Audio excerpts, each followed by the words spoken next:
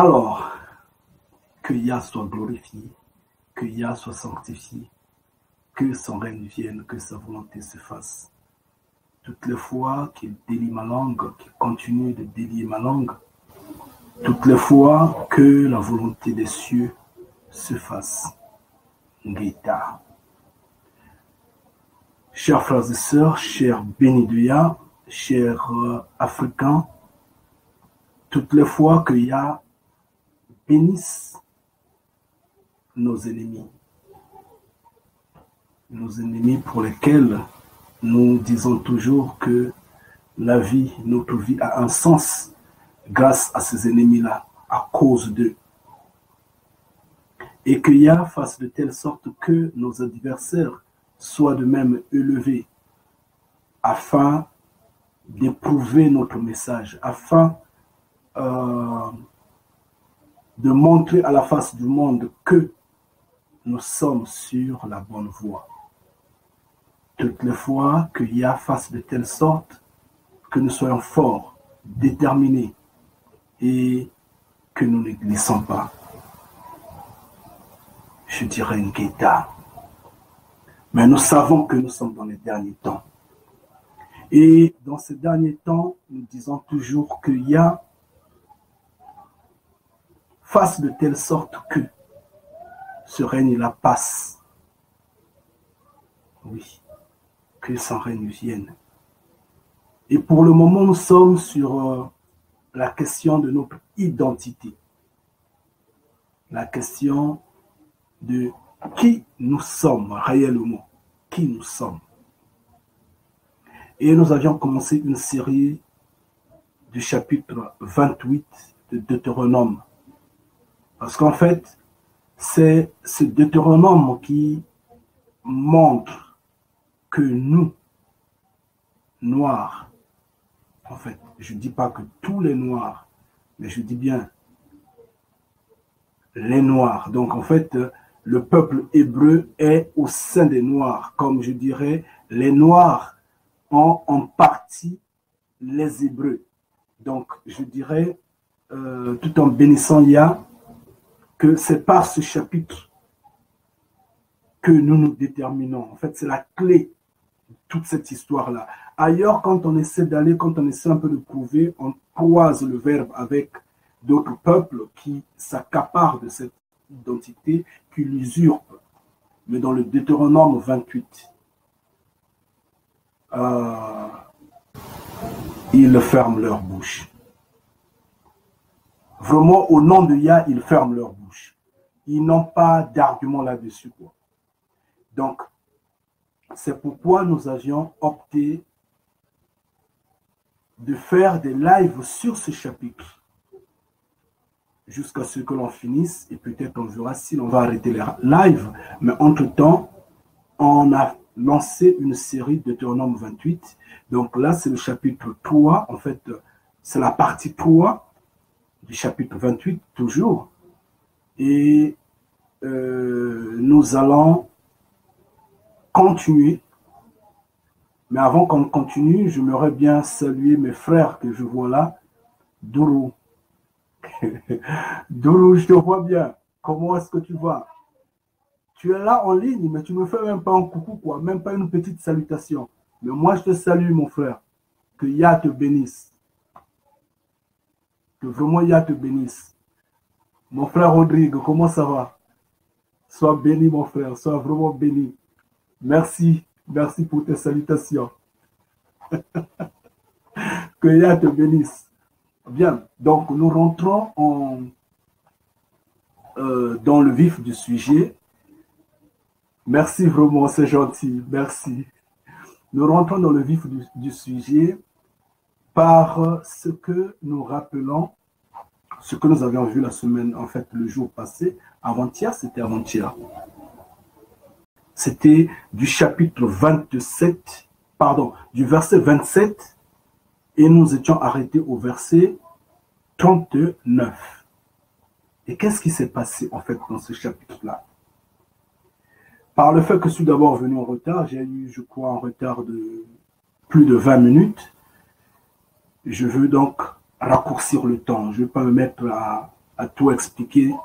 De toute façon, c'est déjà dans le chapitre passé, c'est déjà sur vidéo, c'est déjà bon. Mais néanmoins, il faudra noter que on a vu de ce que les fils du peuple hébreu, donc pendant cette malédiction-là, il y a dit, en fait, à travers Moïse, que vos enfants iront dans les mains d'un peuple ou des peuples que vous n'auriez pas connus, des peuples inconnus, des peuples qui sont totalement étrangers à vos yeux. Et nous avions soupiré pour dire, ô Père, c'est ce que nous subissons. Regardez par exemple le cas en Occident. Combien on divise les familles. Les enfants sont placés dans des familles d'accueil, dans les mains du social, le social service. Et à ce moment-là, qu'est-ce qui se passe? Nous sommes en train de mettre les enfants au monde. Nous espérons sur ces enfants. Mais eux, les Occidentaux, sont en train d'investir sur ces enfants-là. Eux, ils se disent, l'espoir, c'est sans ces enfants-là. Donc, nous qui sommes venus aussi grands, n'avions pas peut-être l'esprit de rester agrippés sur cette terre occidentale, mais eux, ils savent comment corrompre nos enfants. Et c'est ce qu'ils font dans des écoles. Ils sont en train de travailler, de faire un travail fort pour nous arracher les enfants. Et il a dit, vos enfants iront dans les mains des peuples que vous n'auriez pas connus. Oui, c'est vrai. On a vu comment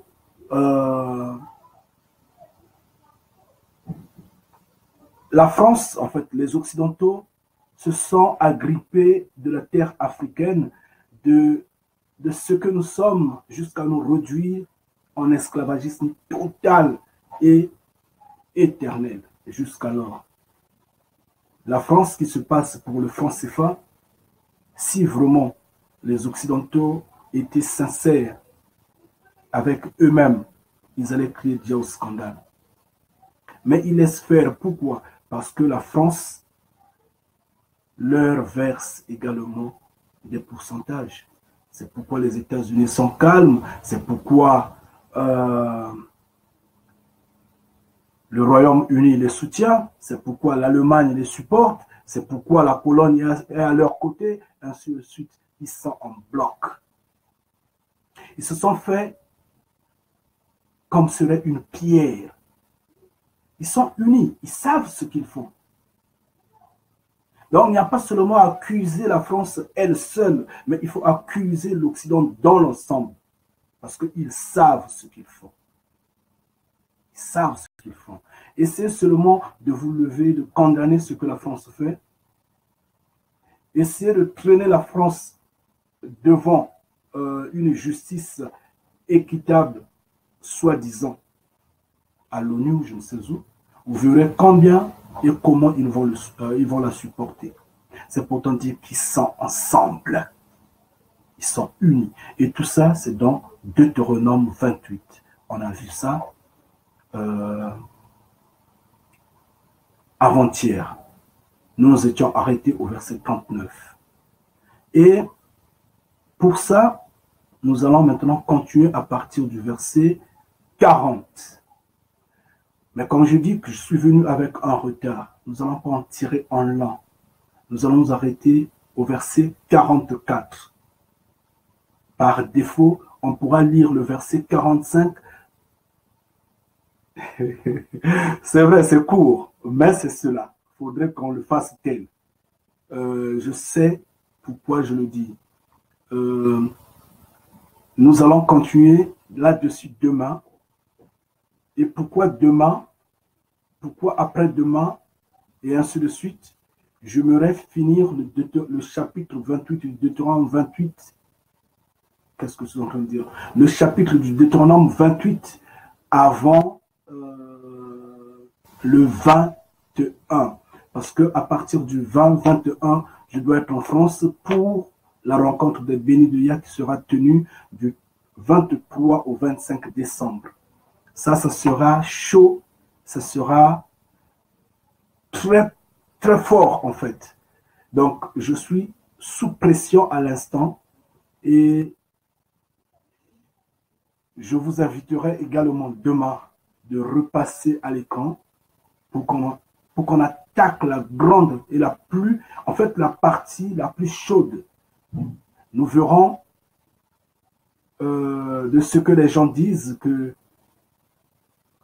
la malédiction de Cham influence le noir. Nous allons discuter là-dessus demain. Soit disons que c'est cette malédiction qui nous a entraînés en esclavagisme. Nous verrons ce que certains, soi-disant enseignants, disent que le peuple hébreu n'a jamais été en esclavagisme en Égypte pendant les 400 ans dont on parle. Demain, on va soulever ce point. C'est pourquoi je veux garder le chapitre, pardon, le verset, je crois, 48, pardon. Donc, nous allons lire de 40 à 47 aujourd'hui. Et par défaut, si on lit le 48, on va le garder en métaphase 2. On ne va pas expliquer ça. On attaque ça demain parce qu'on ira chez Noé et on va remonter chez Égypte les 400 ans, plus la chaîne qu'on aura au cou. Parce que c'est demain qu'on aura la chaîne au cou. Et c'est demain qu'on verra que l'Occident trompe et continue de nous tromper. Malgré tout, ils ont honte maintenant. Vous voyez, non? La tête est couverte. Il n'y a pas possibilité de gratter le cerveau. Donc, c'est grave si le cerveau démange. Parce qu'on n'a pas d'angle. Il n'y a pas une possibilité de toucher le cerveau et de gratter le cerveau. Mais le cerveau à l'intérieur gratte. C'est ce qui leur arrive maintenant. Parce que nous sommes en train de dévoiler la vérité. Parce que nous avions compris.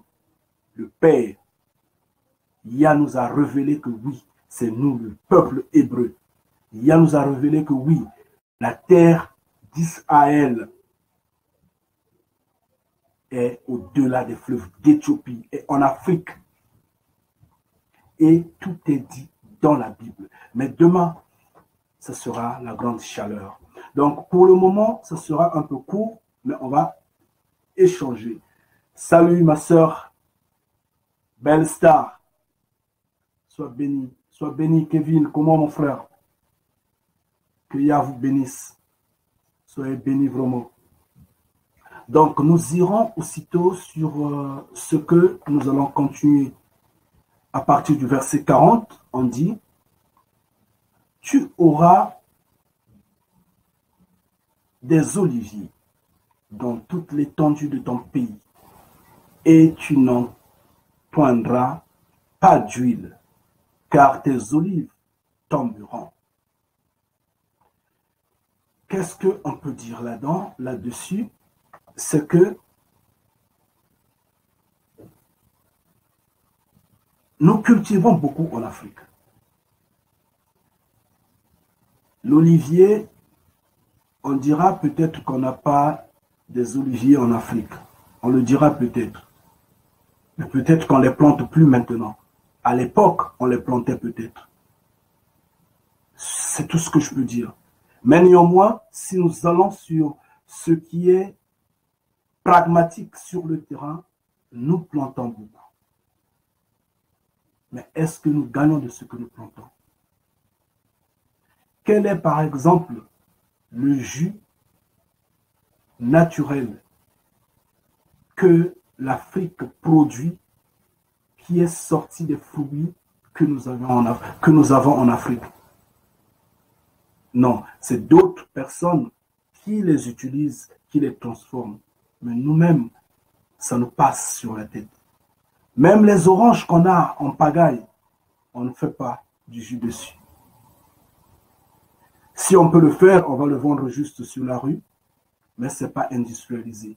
Pourquoi? Parce que dans ce Deutéronome 28, Yah a bien dit que tu n'auras pas de succès dans tes entreprises. Il nous a frappés.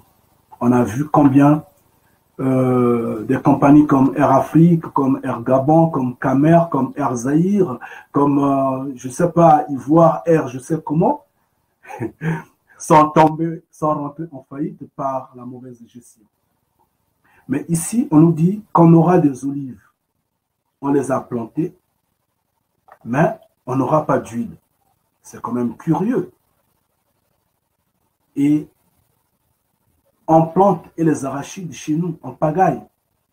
Mais où est l'huile qu'on produit? En fait, ça parle seulement de la production. On ne fait pas une production rentable. On va juste faire ce qui est basique là, ce qui est simple, ce qui est de la maison. Mais ce n'est pas ce qui satisfait la communauté en quelque sorte. Donc, ce n'est qu'une pierre au-dessus de ce qu'on a déjà. Au verset 41, il dit, « Tu engendreras des fils et des filles, et ils ne seront pas à toi, car ils iront en captivité. » Ngita. Tu engendras des filles, et les filles ne vont pas t'appartenir. Ces filles-là iront en captivité. Ça, c'est le problème dont nous avions parlé à peine en introduction, en disant, voyez par exemple combien les manigances des services sociaux nous ravissent des enfants en Occident. Comment ils font pour nous diviser? Ils font de telle sorte que l'enfant n'est pas l'affection, n'est plus l'affection en ses parents. Ils alimentent l'individualisme en l'enfant. Ils font de telle sorte que nous soyons étrangers à nos propres enfants, comme eux, ils sont à leurs parents peut-être, je ne sais pas. Alors à ce moment-là, c'est quand même étonnant. Mais ici, auparavant, ça montre l'idée, en fait, ça montre l'image de ce que nos parents ont été ravis de la terre africaine et ont mené en captivité dans les îles, en Amérique, en Occident, en Australie, en Afrique. Parce qu'en fait, il y a eu également dispersion au sein de l'Afrique.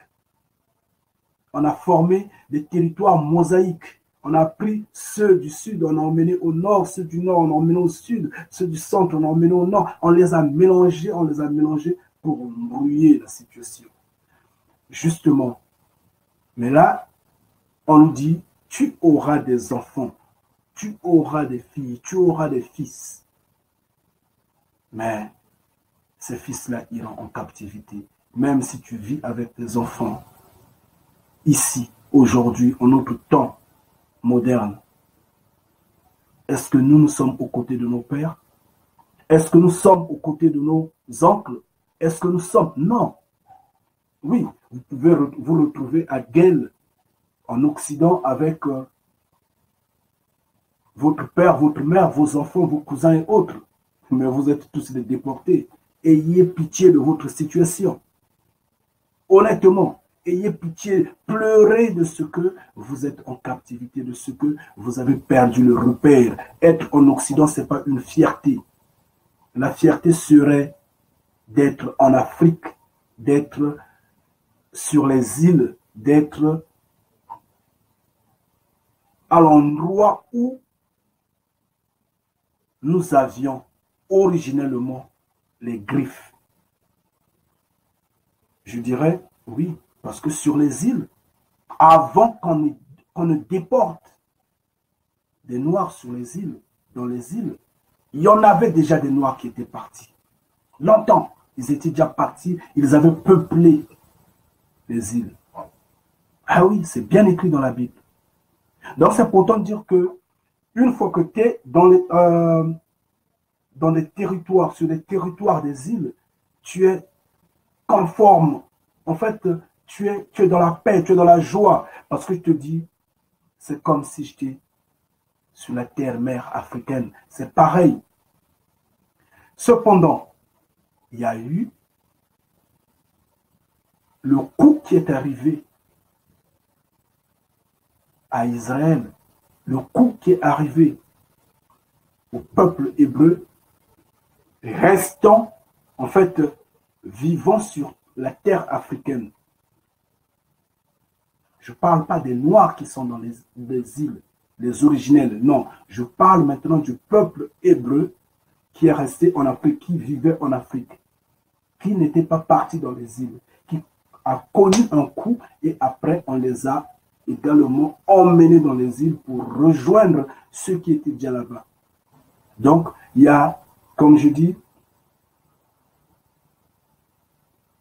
le peuple hébreu était au milieu des nations. Mais ces nations étaient en Afrique. Il y a les disperses, parce que c'est par le feu, c'est par les coups, par les chocs, par la guerre que l'État d'Israël a été formé. L'Israël antique. Oui. Et l'État est formé. Il y a dans les lois, les recommandations et autres. Vous obéissez, vous restez, vous n'obéissez pas, je vais vous disperser. Nos ancêtres, une fois qu'ils ont bénéficié des bénédictions, parce que les bénédictions dont on parle du verset 1 à 14, ils les avaient reçues. Ils avaient, comme on dit en anglais, enjoy, ils avaient joui, justement. Ils avaient joui de ces bénédictions-là. Ils étaient dans la joie de ces bénédictions-là. Ils ont régné sur cette terre-là. Mais, tellement ils étaient dans l'abondance, ils ont ignoré le Créateur Yah. Et ils ont désobéi. Et quand ils ont désobéi, ils ont été frappés. Et en étant frappés, on les disperse. Donc, on les enlève de ce qu'ils étaient sur leur terre, on les disperse dans les terres voisines et on les disperse loin maintenant dans les îles où étaient déjà des Noirs.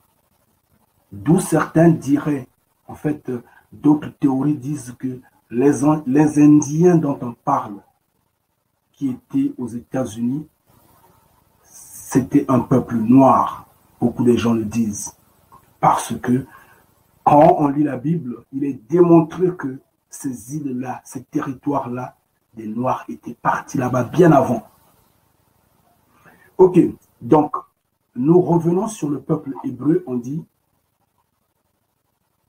tu auras des enfants, mais les enfants seront tenus en captivité. Et nous qui sommes ici aujourd'hui, nous sommes en train de nous battre de telle sorte que nos enfants ne soient pas retenus en captivité parce que cette mauvaise graine-là, l'Occident continue toujours de l'entretenir, a toujours cette envie de diviser les familles, a toujours cette envie de nous garder en captivité. Ça se démontre, ça se prouve. Vous n'avez qu'à regarder les fictions des hommes politiques occidentaux face à l'Afrique. Nous avançons, nous allons au verset 42, on dit « Les insectes prendront possession de tous tes arbres et du fruit de ton sol. »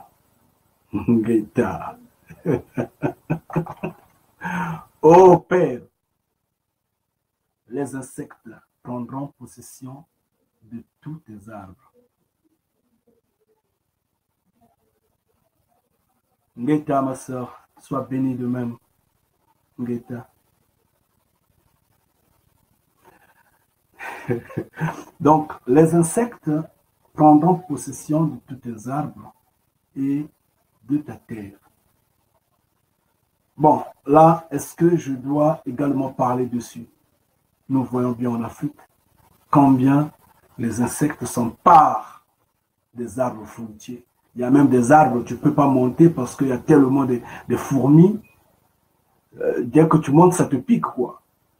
Tu ne peux même pas monter.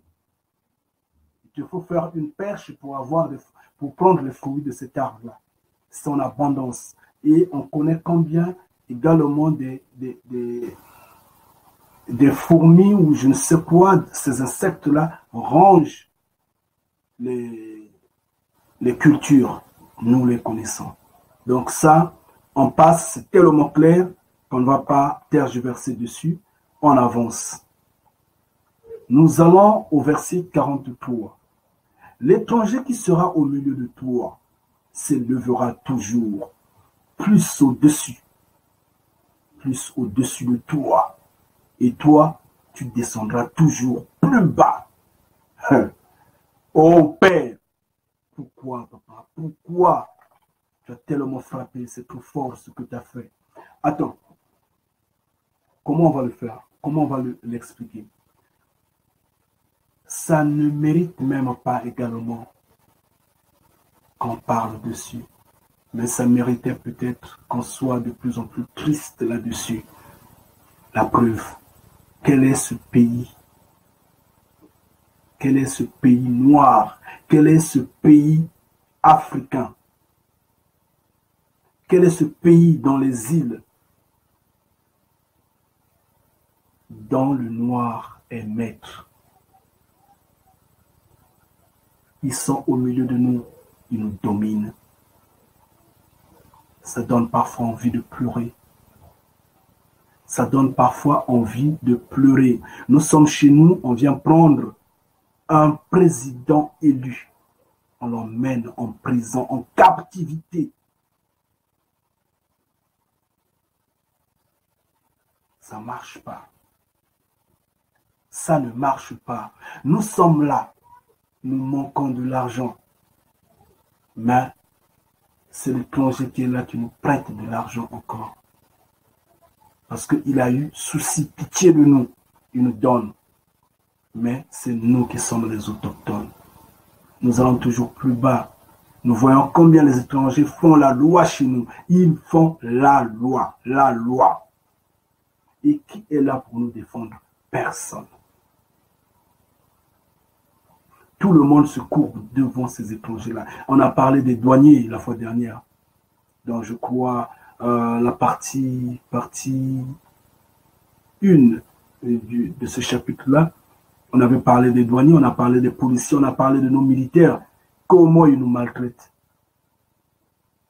Personne n'est là pour discuter pour notre cause. Mais l'étranger ne fait que grimper, grimper, grimper, grimper. C'est des bailleurs de fonds, c'est des propriétaires fonciers. Ils ont tous les privilèges. Vous discutez, ils décrochent le téléphone, la police arrive à l'instant et on t'arrête. On marche sur toi. Mais toi qui es l'autochtone, l'étranger qui est au milieu de vous se lèvera toujours. Ça, je n'ai pas assez d'arguments dessus. Parce que la population, en fait, la communauté africaine, la communauté noire le prouve. Juste à peine hier, on m'a envoyé une vidéo comment on tuait, on était en train de tuer un noir aux États-Unis. Triste. Je dirais, il a été déporté. Maintenant, toi qui es en Afrique, comment l'étranger qui est là marche sur ta tête? C'est pareil. Triste, triste.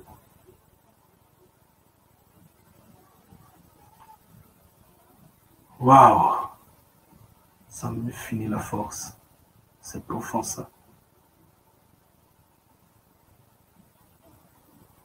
Voilà ce que je disais à peine. Il te prêtera, là c'est au verset 44, il te prêtera et tu ne lui prêteras pas. Il sera la tête et tu seras la queue. Oh ya! Père, l'étranger qui est au milieu de toi ne fera que se lever. Toi, tu ne feras que descendre. Tu ne feras que croître. Là, maintenant, on est en train de nous ravir les terres. On est en train de nous piller les minerais. On est en train de nous violer, de nous tuer. Et nous sommes en train de fuir. Et nous sommes dans la pauvreté, dans la misère. Eux, ils sont dans le bonheur, ils sont chez nous, ils sont calmes. Oh, yeah.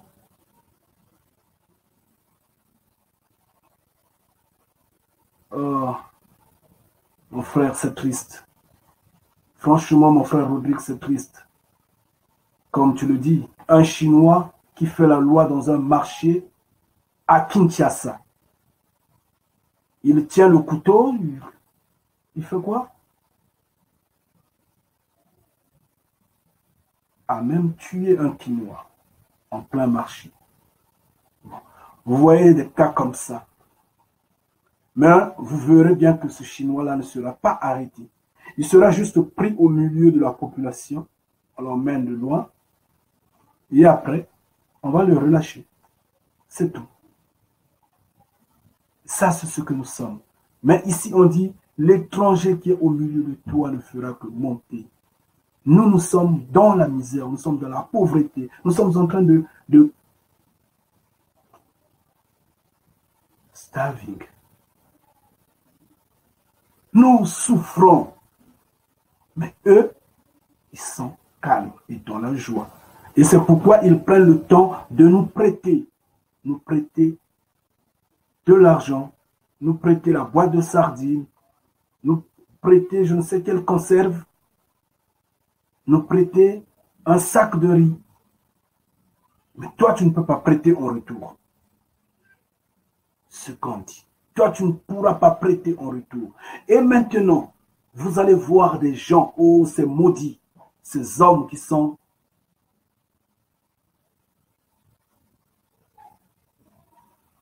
en robe, ceux qui portent des cravates, qui viendront dire que le peuple hébreu est quelque part au Proche-Orient. Ils ne lisent pas.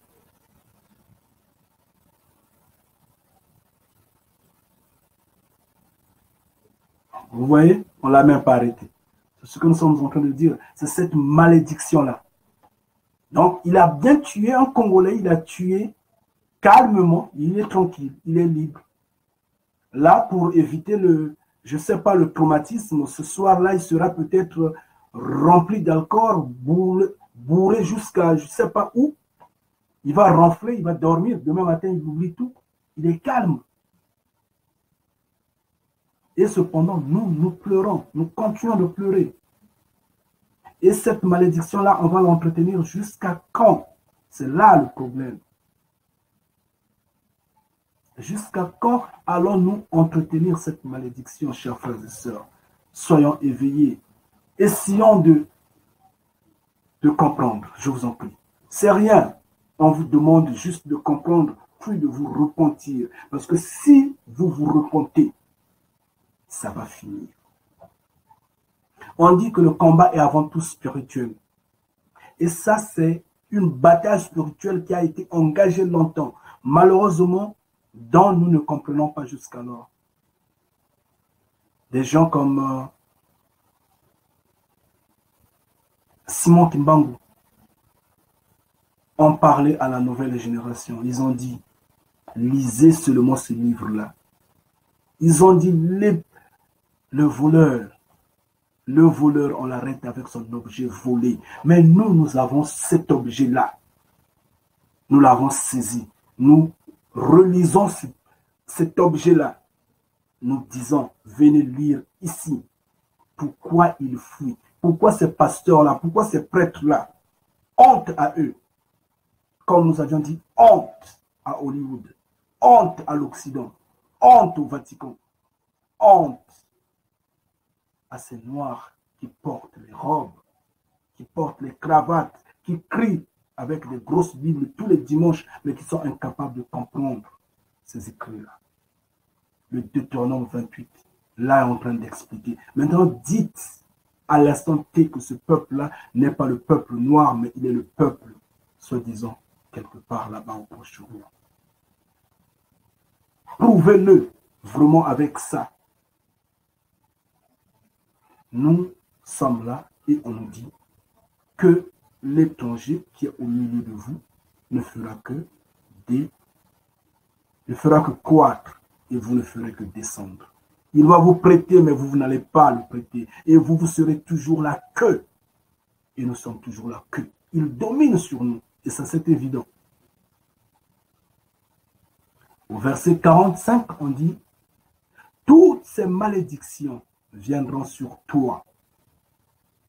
Elles te poursuivront et seront ton partage jusqu'à ce que tu sois détruit, parce que tu n'auras pas obéi à la voix de l'Éternel, ton Créateur, car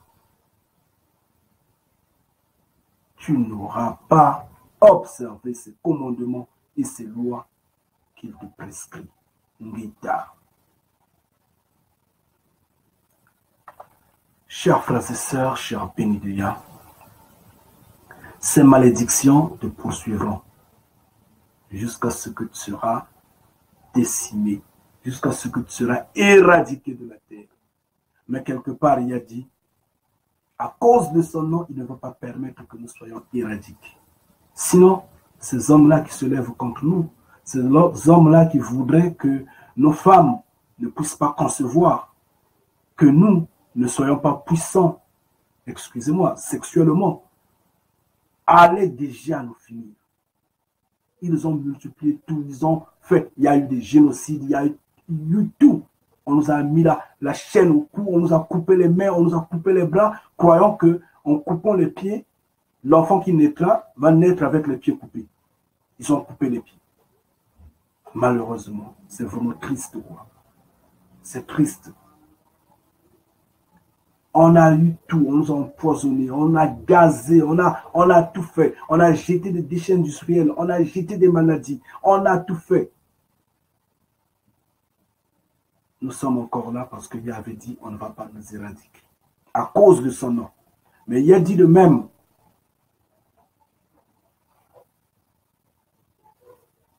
Ces malédictions-là vont vous poursuivre jusqu'à ce que vous serez éradiqués. Faisons attention. Et que nous soyons en Occident, que nous soyons une nouvelle génération, ce sont les mêmes malédictions.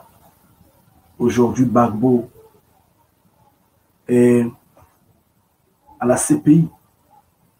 Mais pourtant, nous lui devons son courage.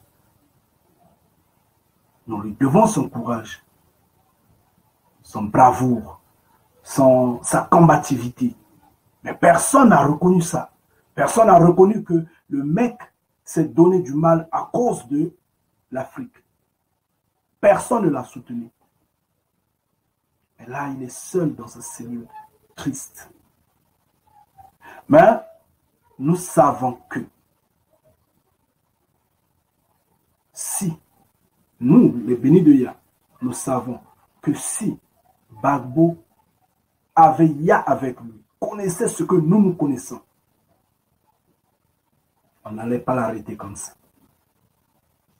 Au contraire, l'Afrique allait être affranchie. Si Thomas Sankara connaissait ce que nous connaissons, son histoire n'allait pas être la fin au tombeau. Non. L'Afrique allait être affranchie. En fait, je veux dire quoi? Ce que je veux dire, c'est que ces hommes-là ont mené un combat du monde. Malheureusement, ils n'ont pas su la vérité. C'est pourquoi les Lumumba, tout ce monde-là, les Nkrumah sont partis bêtement comme ça, parce qu'ils avaient une croyance totalement primaire, reposée sur ce qui vient d'ailleurs. La preuve, le jour qu'on arrêtait Madame Gbagbo, elle était en train de prier parce qu'elle est chrétienne. Pitié. Pitié. Elle s'adressait à un Dieu qui n'existe pas. Ce Dieu-là, cet esprit omniscient, omnipotent, omniprésent, il n'existe pas, ce créateur-là. Il est inactif. C'est comme Baal. Baal, c'est imaginaire. C'est dans les tiroirs du Vatican. Mais nous parlons de Yah, le créateur vivant. Il est dans les cieux. Il est actif. Il est véridique. Et son souci serait seulement que nous nous repentons, que nous repartons dans ses mains pour que nous soyons affranchis. C'est tout. Et ici, on nous dit que ces malédictions-là vont nous poursuivre. Oh Père. Mais nous, bénis de Yah, nous espérons que Yah est avec nous. 46. Il dit, elles seront à jamais pour toi et pour ta descendance, en fait pour tes descendants, comme des signes et des prodiges. Ngeta. Ngeta. Alors, chers frères et sœurs, chers bénis de Yah, qu'on rappelle encore ces prêtres-là, ces enseignants-là, ces faux enseignants-là, ces pasteurs et autres, qu'on les rappelle encore, qu'ils lisent le verset 47 du chapitre 28 de Deutéronome. Ils ont bien dit, elles seront, ces malédictions-là, seront pour toi un signe, un prodige. Donc ça sous-entend quoi? Ça sous-entend ceci, que nous sommes ce peuple-là, parce que nous ne vivons jamais dans l'abondance. Nous ne vivons jamais dans la paix. Nous ne vivons jamais dans la joie. Bien que nous avons cette énergie de se contenir, de se défouler, de se détendre. Mais nous sommes frappés toutes les fois. Une année peut passer un peu bien, mais la deuxième année, nous serons toujours frappés, ainsi de suite. C'est un signe. Nous avons un signe. Ces malédictions sont un signe pour nous. Voilà pourquoi quand on a failli oublier cela, on nous a vendus en Libye. Pour autant dire c'est vous. Quand on a failli oublier cela, on nous a enchaînés en Arabie Saoudite. Pour autant dire que c'est vous. Quand on a failli oublier cela, le Qatar retient le fils africain. Ainsi de suite. Quand on a failli oublier cela, on nous a imposé des dictateurs. Oui, ceux qui sont en train de se passer pour des rois en Afrique. Parce qu'on a failli oublier que c'était nous, ce peuple-là.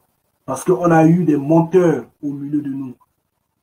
Ces prêtres catholiques, ces hommes qui ont des cravates au cou, ces hommes qui pensent que c'est à eux seulement que revient au Père le monopole de parler de Yah. Ils se sont ligués avec les hommes politiques, ils se sont ligués avec Babylone, avec la quatrième bête pour dominer sur le peuple innocent. Ces hommes-là. Mais cependant, ici on dit, ces mots-là, ces pleurs-là, seront un signe pour toi, peuple hébreu. On va t'arracher toujours les enfants, on va t'emprisonner toujours les enfants, on va te tuer toujours les enfants, on va toujours les emmener en captivité.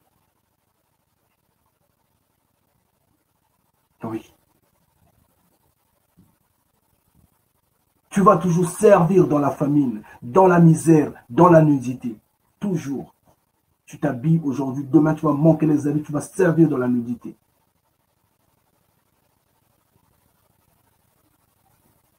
Tu es ce peuple-là, tu es ce peuple-là, tu es le peuple hébreu, toi noir. Personne ne dira le contraire. Personne. Non, pas du tout. Pas surtout ces usurpateurs-là. Pas surtout eux qui ferment leur bouche parce que eux, ils ne sont pas dans la sainteté. Ils ne sont pas dans la sainteté. C'est nous, Hébreux, c'est nous qui connaissons, qui nous prions, qui nous louons. Nous, bénis de Yah, savons que le Père, c'est lui qui donne la vie éternelle. Et donc le salut passe par nous. Ngeta. Ngeta. Et c'est pourquoi j'ai toujours dit à tous ceux qui sont bénis de Yah, ceux qui suivent ce message-là, qui ne sont pas noirs, qui ne sont pas hébreux, d'être de tout temps humbles, de comprendre que notre combat est juste et normal. Nous ne le faisons pas dans le sens de discriminer. Non, nous rétablissons l'histoire. Nous rétablissons l'histoire. Nous sommes en train de recouvrir ce qui a été volé, usurpé, caché. C'est normal. Et nous sommes la tête.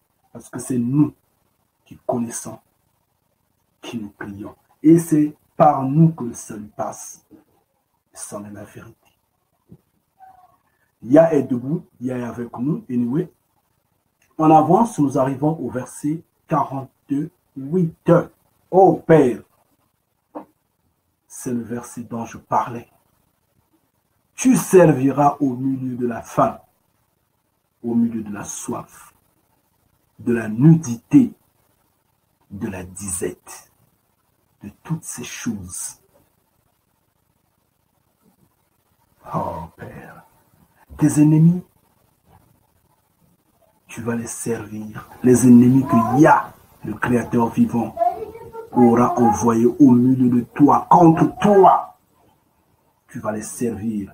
Et il mettra, cet ennemi-là, ils mettront un joug de fer sur ton cou jusqu'à ce qu'il t'ait détruit.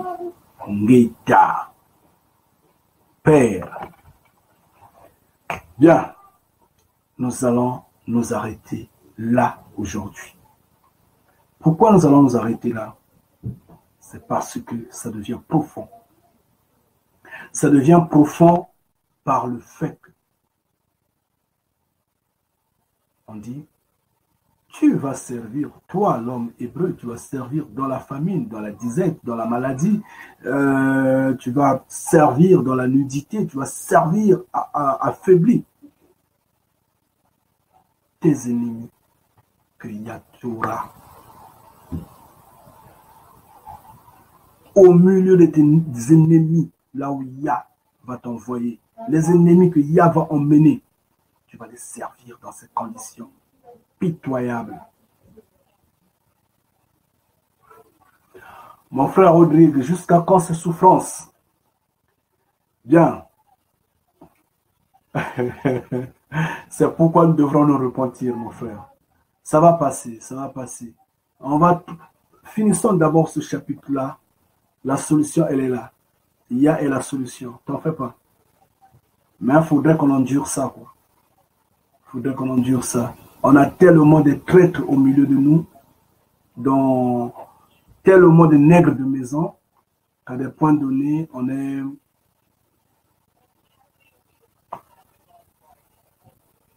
attiré vers le bas, en fait. Mais Yah est la solution. Nous allons arriver, ne t'en fais pas. Nous allons arriver. Yah est la solution, note-le d'abord. Donc, tu vas servir tes ennemis dans ces difficultés-là. Mais quelque chose qui est important et très fort dans ce verset 48, c'est que il dit ceci. Tes ennemis te mettront un joug de fer au cou. Et c'est ça la bénédiction. On va dire pourquoi c'est la bénédiction. Oui, je dis oui, c'est la bénédiction. Parce que c'est un autre signe qui montre que oui, le peuple hébreu est noir. On t'a mis la chaîne au cou. Si nous allons dans le monde entier, chers frères et sœurs, on commence d'abord par l'ordinateur qu'on a en face de nous, parce que au moins, il y a tout à l'intérieur. Dans ce sens, les moteurs de recherche sont là, les bibliothèques sont interconnectées à l'intérieur. Cherchant, allant sur Google par exemple, cherchant des photos, des images des peuples qui ont été en servitude, qui ont été en esclavagisme, qui ont eu la chaîne au cou. Il n'y en a pas. Il n'y en a pas, sauf le noir. Sauf que celui que tu trouveras n'est que noir. Il n'y a que l'homme noir qui a eu la chaîne au cou. Il y a eu peut-être d'autres esclaves, peut-être. Mais ils n'ont pas eu la chaîne au cou. Celui qui a eu la chaîne au cou n'est que noir. Et ici, au verset 48, on dit, on te mettra une chaîne au cou. Ngeda. Ça, c'est le signe. Et ça, c'est ce qui n'a pas été sur le cou de ceux qui sont soi-disant au Proche-Orient. Donc, ça montre que ils ont trompé. Ah oui, les Écritures sont là. Lisons les Écritures. Lisons les Écritures. Mais, comme j'ai dit, on garde ça en métaphase 2. Donc, demain, on va commencer, demain soir, on va commencer à partir du verset 48, parce qu'il faudrait qu'on parte chez Noé, et on va remonter en Égypte sur ce verset-là. Et après, on va continuer. Chers frères et sœurs, chers bénis de Yah, soyez bénis. Que Yah vous assiste, vous donne la connaissance. Parce que sans la connaissance, c'est difficile d'être éternel. Croyez-moi, qu'on ne vous trompe pas.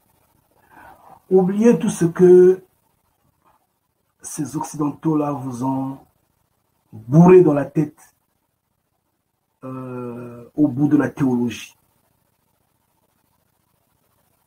D'abord, ils ont trompé avec un faux créateur qui n'est que imaginaire, qui n'existe pas.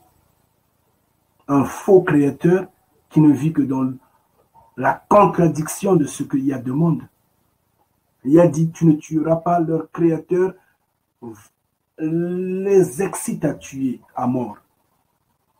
Tu ne voleras pas, leur créateur les pousse à voler. Regardez le volume des escrocs qu'il y a au milieu d'eux. Tous ces pasteurs-là, c'est des escrocs. Tous ces prêtres-là, c'est des escrocs. Ils ont des longues robes, ils ont des armes en bas en dessous de la robe. Des trompeurs. Ils sont toujours là, toujours dans des milieux, au milieu du marché, là, dans des milieux publics, là, qu'on les salue, qu'on les mette au premier rang. Ils se mettent toujours médiateurs dans des conflits qu'ils alimentent eux-mêmes en complicité avec les hommes politiques.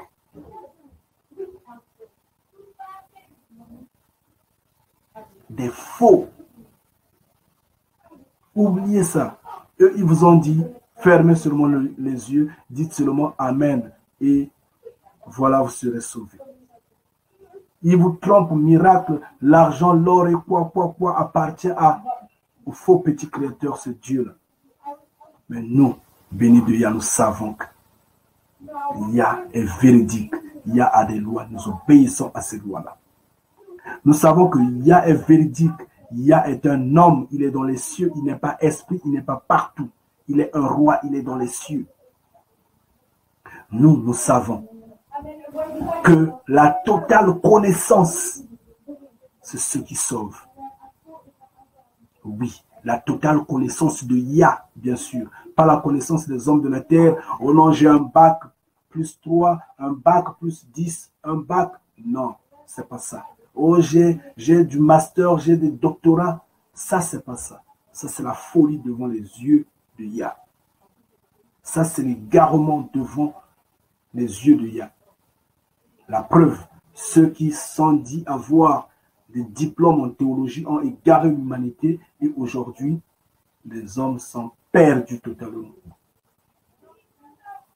parce qu'ils ont voulu montrer qu'ils sont intelligents, il y a les a confondus. Regardez par exemple comment ils sont en train de s'embourber avec le changement climatique. Ils veulent sauver la planète en s'amassant de l'argent. N'importe quoi. Mais nous savons que la Bible nous dit le quatrième ange va verser, le quatrième Éloa va verser une dose sur le soleil et le soleil va recevoir recommandation de brûler l'humanité, de brûler sur terre. Nous le savons, nous bénis de Yah. Cela ne nous paraît pas étrange. Mais eux, ils veulent jouer la tête. Mais vous n'allez pas jouer la tête avec Yah. Parce que votre petite matière grise là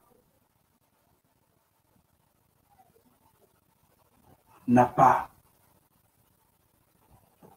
de résistance face à ce qu'il va sonner le corps. Oui, quand il va sonner le corps, vous allez perturber, vous allez fuir. Et cependant, nous sommes arrivés à la fin. Nous sommes arrivés à la fin. Je m'excuse une fois de plus par le fait que j'étais arrivé en retard par rapport à l'heure que j'avais donnée. Mais sensiblement, demain, nous allons commencer à la même heure et nous allons attaquer ce verset 48 pour monter vers le verset qui nous condamne, nous, actuellement, à nous déporter en masse vers, soi-disant, l'Occident ou les pays autres pour plus de bonheur. Malheureusement, quand nous y arrivons, nous croisons la sécheresse et malheur à nous parce que quand nous regardons d'où nous venons,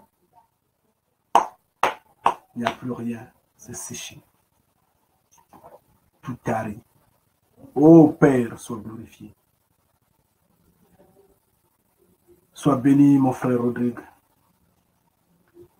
Alors, je suis à la fin et que Yah vous protège, que Yah vous guide, qu'il vous donne beaucoup plus de connaissances. N'oubliez pas que c'est vous, le peuple hébreu. Vous, noirs, n'oubliez pas ça. Ngita.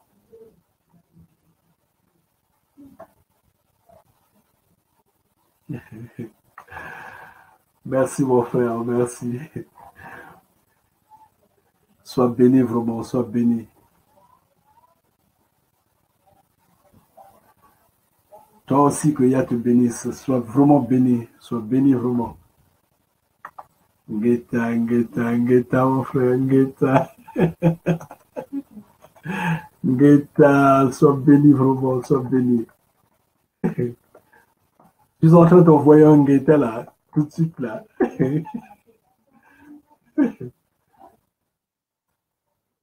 Vraiment à demain, vraiment à demain. Sois béni vraiment, sois béni. Ngeta, Ngeta. Sois béni, Ngeta. Ok, bon, je vais te quitter maintenant, mon frère. Et bye. Que Yah vraiment te protège, que Yah veille sur toi, que Yah te garde. Alors, mon frère Kevin, je te vois plus là. Ok.